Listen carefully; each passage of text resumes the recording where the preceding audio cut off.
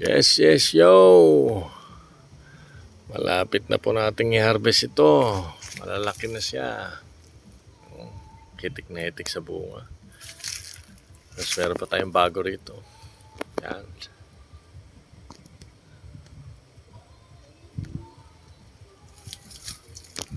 Tapos dito, meron bagong sibol.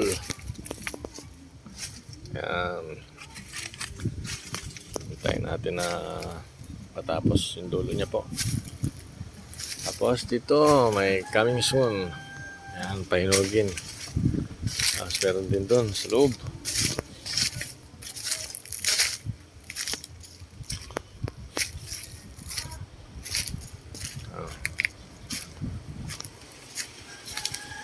Ito, mga pahinugin na rin po. Yan. Maganda. Mahaba. Ito pa po. Yan. Tapos dito. Yan. Hitik na hitik po sa bunga mga kapatid.